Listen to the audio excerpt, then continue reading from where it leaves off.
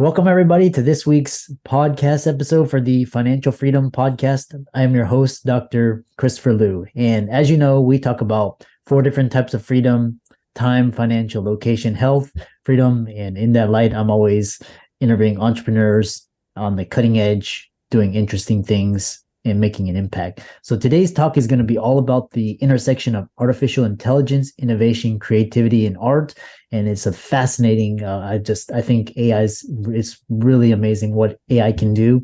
And so today we have Tiffany Richardson, and she's empowering entrepreneurs with AI technology and celebrating that with especially in the female audience and with art. So I'm really excited about this conversation, and I'm happy to welcome Tiffany on the show. Welcome. Thank you. Thanks for having me.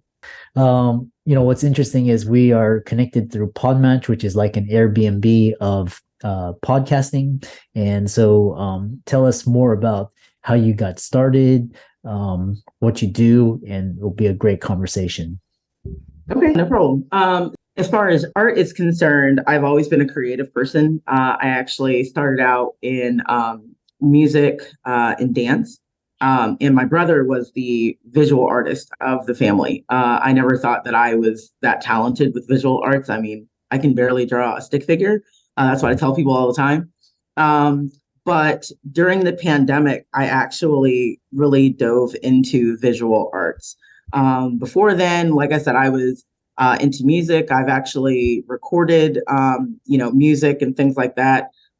Same with dance, but I never thought I was good at art. During the pandemic, everything was shut down and we couldn't, go to any of our physicians and therapists and things like that. And so I really found visual art, more specifically painting, to be to help with anxiety and mental health overall. And so that's really how I got into art. I'm on the other side of my brain. I love business. And so it was very hard for me to keep it as a hobby. And so eventually when things started to open back up, I continued going to markets and trade shows and things like that. And I found this niche group of people that absolutely loved my work. Now, when DALL-E came out and all of that stuff, it just took off from there. So that's essentially how I got started in the art environment. So yeah, I know for a lot of the audience out there, they're not familiar with this, the DALL-E and ChatGPT. Tell us kind of what it is. All right. So you have, for artistic purposes, you have DALL-E, DALL-E 2, Midjourney. There's a couple of more that I use. The names are escaping me, but that is for generating artwork. Now, there is this grand debate in the artistic community of whether this is actual art or if this is an infringement on other artists' work, or this is not the artist or the actual person creating this. This is a machine, and so that's an ongoing debate. But that is what DALL-E 2, programs like DALL-E 2 and Midjourney are used for. You input words, or which are called a prompt, and it spits out an image, usually in a pack of 4. And then Chat GPT, programs like Jasper.ai, which are the 2 programs I use with my clients as a consultant and coach. Those are more for copywriting. And so if you need to create social media captions, marketing plans, essays, books. I've helped people write books along with myself. I've written books.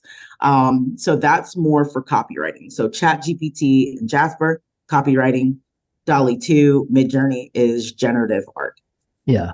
And it's really interesting because it's like from text, you can you can put it and then it creates something.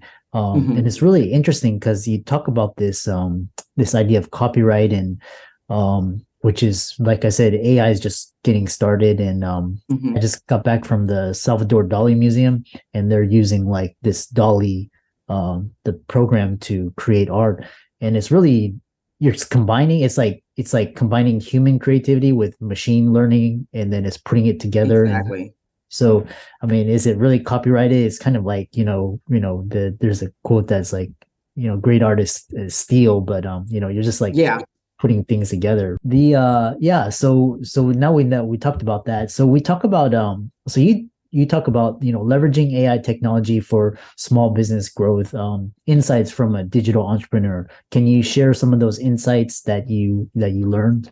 Yeah, definitely. When I was in the Navy, I was always told work smarter, not harder. And so I apply the same logic to entrepreneurs and small business owners. Obviously, before I started using programs like ChatGPT and Jasper.ai with my clients, I was using it, myself as an entrepreneur. And I realized that when you use these programs, a lot of people say it's cheating and it's this and that.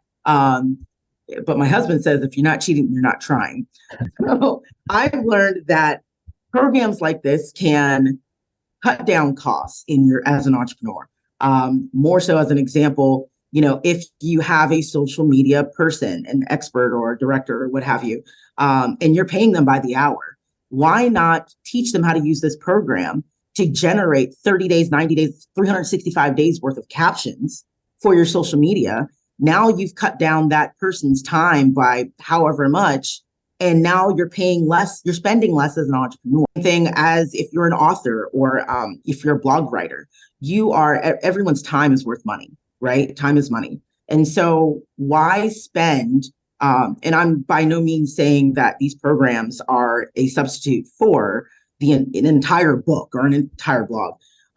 But why not use these to generate outlines, or you know what I mean, or what I call the meat potatoes of a blog or a book that cuts down drastically the amount of time that you need to create this content, thereby saving you money in the long run and time in the long run.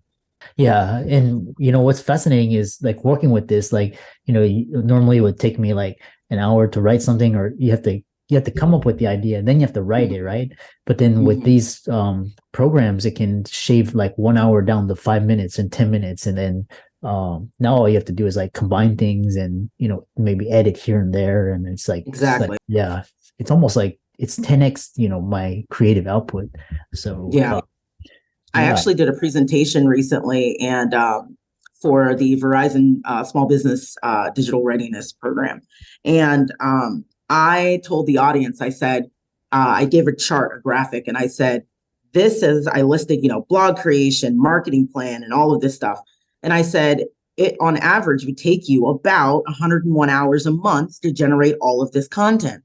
Why not use AI to shave that down? I think I shaved it down to like 8 to 12 hours or something like that.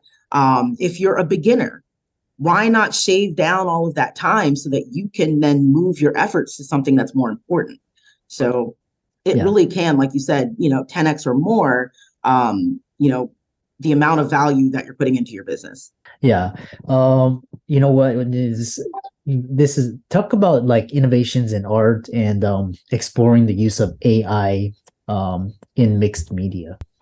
So I at first was extremely afraid to tell anyone that I was using AI software in my art, because I was like, don't come for me, art community. Like, no, I'm just trying to be creative. And I've never been one to stick to one thing. I'm always trying to figure out like how to mix things. And so I started to think, I was like, all right, so what can I do with this? I already know how to paint. I already know I'm a crafter also. So I have Cricut machines. And look, if you went into my shop, you just go crazy. If you were analyzing cost and expenses. I was like, oh, well, I can use this as a base, a foundation of sorts. I don't really have a passion to draw or to sketch. My brother does, but I don't. I like throwing paint on things. I like to be colorful. And so that's something that I identified that I'm not good at. And so I thought, well, why not use AI, the things that I generate with actually lines of poetry that I've written? Why not generate that as a foundation, get that printed, and then work on top of that? You know what I mean? And so I have a collection coming out this year called Serene Queens, where the bottom layer, the foundation of the pieces are AI generated artwork based off of, like you said earlier, what I come up with as a human.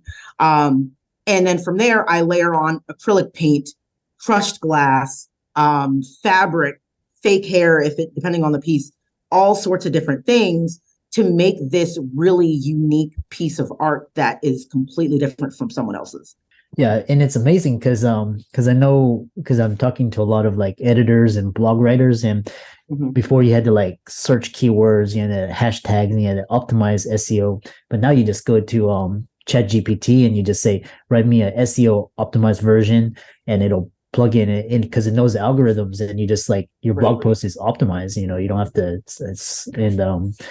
Like it said, it's so the opportunities are endless. You mentioned that you use Jasper AI for your clients, and you actually have a business. So how do you share your vision for Artisan-Preneur Consulting? That's your company, and how you plan to use AI copywriting tools to help entrepreneurs and small businesses improve their operation. Yeah, no problem. So a lot of early stage entrepreneurs, they don't know everything. I mean, no one knows everything, but they really don't know the nitty gritty of operating a business yet. That comes with time, right? But why make it so hard for them? You know what I mean? The way that I use AI in my consulting and my coaching is I teach entrepreneurs how to leverage this technology in order, like I said before, in order to, get these mundane things out of the way so that they can really focus on the crux of the business. And so, for instance, I use AI to help entrepreneurs develop their business model canvas. I use the Lean startup canvas, and we go through target market discovery and revenue streams and expenses, expense analysis, all of that stuff. UVP, unique value proposition. But we use AI to do all of this because it shouldn't take you 8, 12, 24, 36 hours to develop or longer actually, to develop a business model canvas so that you understand how your business operates. Let's use AI as a starting point, as a brainstorming tool, so we can get this thing done and get you out into the market in the real world to validate all of this stuff. And that's really how I want people, that's the vision I have for my company, is to shorten the amount of time of planning and beating your head against the wall as an entrepreneur and get you from inside of the, from the drawing board outside into the world where you can actually start making money and interacting with your target market. So that's the vision that I have for my business. Yeah. Can you talk about your experience as a serial entrepreneur and technology consultant, and how you've been able to leverage community partnerships in your business ventures? Yeah. So as an artist, like I said, that started a long time ago, but it really kicked off during the pandemic. And like I said, I had gone from one of my first artistic businesses was actually skincare. And I made body butter, bath bombs, soap, all types of stuff. And my unique value proposition was I have all different types of scents. I've had beef jerky, I've had cheesecake, I've had fresh cut grass, I had French fries, bread, all sorts of stuff. But whenever the pandemic hit, I was unable to sell online because that's just something I neglected to learn. And so that was my first business. I moved on to face masks during the pandemic, and that was a crash course in scaling. I went from literally 0 sales to almost 6,000 sales in 30 days. Wow. I know that sounds like a gimmick of sort, but I literally, it surprised me. I was like, who is this person? I literally I tell people, a sweatshop for face masks in my dining room. I was able to buy, I scaled from 1 sewing machine to 3 and all sorts of fabric. So month of April during 2020 was a crash course in scaling. And then I went on to visual arts. As far as business is concerned, consulting and coaching, I've been a consultant and a coach for a long time, but I never put that label on it. And so I've always wanted to help people and things like that. And one thing that I learned as I kind of moved into the official role of a consultant was you see a lot of things online on Facebook, social media that says, join my group or buy my program. It's $5,000. I can teach you how to scale and get 1,000 clients in 24 hours. But what I've learned is start small, right? We don't have to yes, think big, but start small. You don't have to sit there again and bang your head on the wall trying to figure out what course should I take? Where can I pay $10,000 for this person to help me make, whatever? Start with the people in your community.